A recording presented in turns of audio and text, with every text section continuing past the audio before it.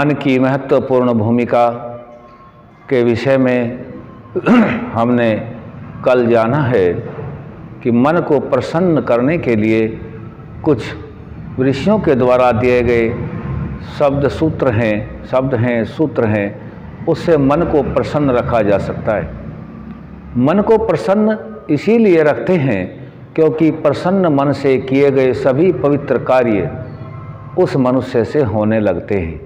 चाहे भौतिक जगत में कार्य किया जाए, चाहे आध्यात्मिक परमपिता परमात्मा की सानिध्य प्राप्त करने के लिए किया जाए, और मन कर्म भी चाहे वाणी से हो या शरीर से हो और मन से हो, इनको अलग अलग हमें समझ करके करना है। वाणी के द्वारा किया गया कर्म सीमित स्थान तक रहता है। इसी प्रकार से शरीर के द्वारा जो किया गया कर्म है वह भी सीमित होता है, लेकिन मन के द्वारा जो किया गया कर्म होता है वह सीमित नहीं होता, उसका दायरा विस्तृत होता है। मन में कोई विचार हमने तय करके रखा हुआ है और उस विचार का हम पालना करते हैं, तो उस विचार के आधार पर ही मन और वाणी से कर्म होने लगते हैं,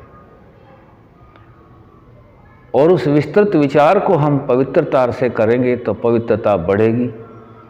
तो आज का जो मन का महत्वपूर्ण विषय है, इसमें विषय रखा जा रहा है कि मन को प्रसन्न कैसे रखा जाए, क्योंकि प्रसन्न मन से ही चाहे भौतिक उन्नति है या आध्यात्मिक उन्नति है, दोनों प्रसन्न मन से ही करने में उन्नति होती है। जो संचित कर्म बनते हैं उसमें क्लिष्ट कर्म नहीं बनते, पवित्र बनते हैं। आज का मैत्री शब्द को हमने कल जाना है, आज जानते हैं करुणा। करुणा का अर्थ है, जो हमने जोड़ा था कल समझा था, सुख से मैत्री को जोड़ा और करुणा को दुख से जोड़ा है। अब दुख से कैसे जोड़ा है, परिभाषा को उसी प्रकार से समझना है। करुणा का अर्थ है दया। जो दुखी जन हैं उन पर दया करना। दया किस प्रकार से? अब शरीर से भी करना है, वाणी से भी करना है और मन से भी करना है। मन को पवित्र करने के लिए, मन को प्रसन्न करने के लिए जो दीन है, दुखी हैं, उनके प्रति दया रखना। शरीर से अधिक विस्तार नहीं हो सकता। कहाँ तक दया, कितने, बहुत बड़ा क्षेत्र होता है। इसी प्रकार से वाणी के लिए भी बहुत विस्तृत क्षेत्र है। हमें अपनी संपूर्ण उन्नति के लिए, जिसमें आत्मा की भी उन्नति सम्मिलित है, क्योंकि आत्मा से हम ज़्यादातर देखने में आता है कि आत्म तत्व को लगभग भूल सा गए हैं, और आत्मा की ही उन्नति के लिए यह सब कर्म किए जाते हैं, यह निश्चित है। क्योंकि शरीर का स्वामी आत्मा और आत्मा को मिले हुए ये साधन, मन बुद्धि चित्त अहंकार, ज्ञानेन्द्रिया कर्मेंद्रिया आदि सभी साधन परमात्मा की कृपा से इस आत्मा को मिले हुए हैं, जो आत्मा के साधन रूप में हैं। इनसे कार्य लेना है, और उस कार्य का जो परिणाम होगा वह परिणाम फल रूप में आत्मा को ही भुगतना है। तो हम देख रहे हैं दूसरा शब्द है करुणा। करुणा अर्थात जो दूसरा दुखी जन है उसके प्रति यदि हमारे हृदय में करुणा है। करुणा थी स्वामी दयानंद सरस्वती के हृदय में। नारी को देखा, लाश को पानी में देखा, वस्त्र भी उतार लिया है, कितना करुणा, रात भर नींद नहीं आ पा रही है, बहुत ही दयनीय स्थिति तो करुणा थी। कितना कार्य किया है महर्षि दयानंद ने, इसकी हम गिनती भी नहीं कर सकते, हमारे पास शब्द भी नहीं है कि मानव मात्र के लिए कितना अपार कल्याण वो करके गए हैं। तो करुणा साक्षात यदि देखना है वर्तमान में तो ऋषि दयानंद के चरित्र में देखा जा सकता है। राष्ट्र की उन्नति के लिए कोई सा क्षेत्र नहीं छोड़ा जहाँ उन्नति का मार्ग ऋषि ने प्रशस्त न किया हो। परमपिता परमात्मा से मिलने का मार्ग हो, भौतिक जगत में उन्नति करने का मार्ग हो, समाज में रह कर के मिलजुल करके चलने का मार्ग हो, और सभी को एक साथ मिलकर के एक परमपिता परमात्मा की उपासना करने का मार्ग हो। ऋषि ने परमात्मा की तरह, वेद ज्ञान की तरह किसी के साथ कोई भेदभाव नहीं रखा। प्राणी मात्र के कल्याणार्थ ऋषियों के ज्ञान को ही हम सभी मनुष्यों की उन्नति के लिए हमारे बीच में रखा है। तो यहाँ दूसरा शब्द है करुणा। यदि हमारे मन में करुणा है तो हम करुणा कहीं भी कर सकते हैं। करुणा मन में है तो हमें देख करके खिन्नता नहीं होगी, मन खिन्न नहीं होगा। करुणा का भाव यदि हम सब के मन में है तो हमारा मन प्रसन्न भी होगा, क्योंकि करुणा का भाव तो पहले से ही है और करने का मौका भी मिला। परोपकार रूप में हो सकता है, वाणी से हो सकता है, शरीर से हो सकता है, लेकिन ये होने के लिए तभी संभव है जब वह करुणा हम अपने मन में तय कर लें, करुणा का अर्थ भी और करुणा की भावना वहाँ प्रगाढ़ रूप से घर कर गई हो, तभी इसको संपूर्ण उन्नति मिलना संभव है। तो हमने आज करुणा, और करुणा के बाद शब्द आता है मुदिता। मुदिता का अर्थ है कि पुण्य आत्माओं को देख करके हर्षित होना। पुण्य आत्मा जरूरी नहीं है कि वो हमारे सामने हो।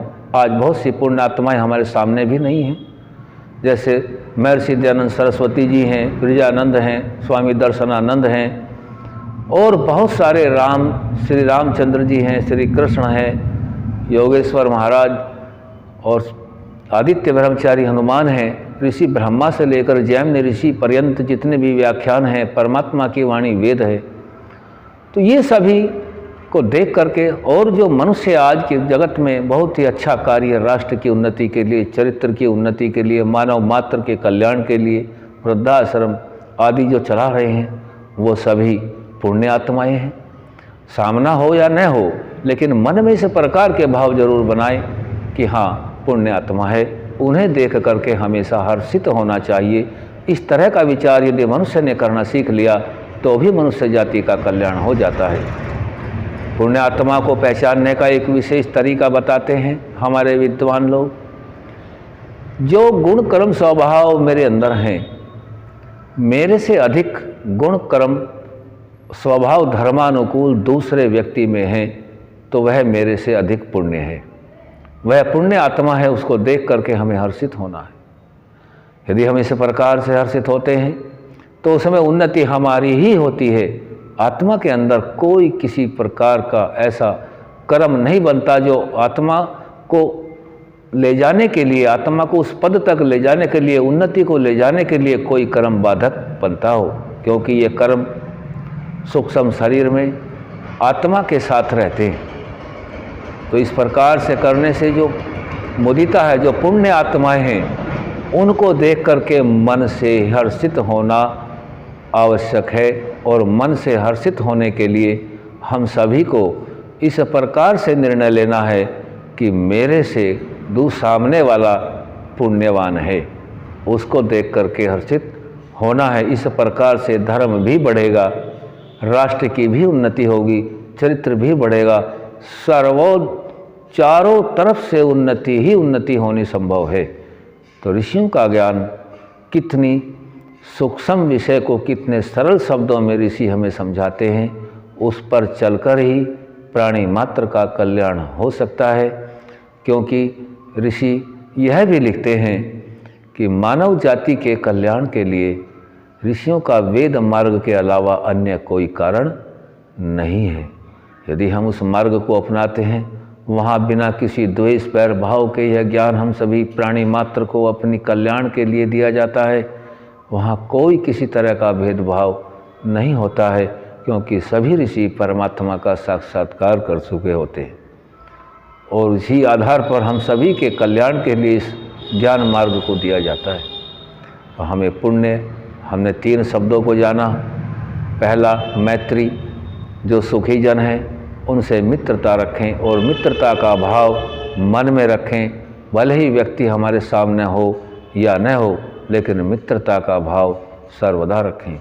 दूसरा हमने जाना है करुणा, जो दुखी जन हैं उनके प्रति अपने मन में करुणा रखें, तीसरा बताया मुदिता। जो भी पुण्य आत्माएं हैं, पुण्य कर्म कर रही हैं या पुण्य कर्म करके वो आत्मा आज हमारे बीच नहीं है, उन सभी को देख करके, उनके ज्ञान को देख करके हर्षित होना, ये मन की प्रसन्नता के लिए 3 शब्द रखे गए हैं। ये मानव मात्र के कल्याणार्थ हैं। यह इसीलिए रखे क्योंकि जब तक मन प्रसन्न नहीं होगा तब तक सही उन्नति को प्राप्त मनुष्य नहीं हो सकता। आज यहीं तक रखेंगे। ओम सम।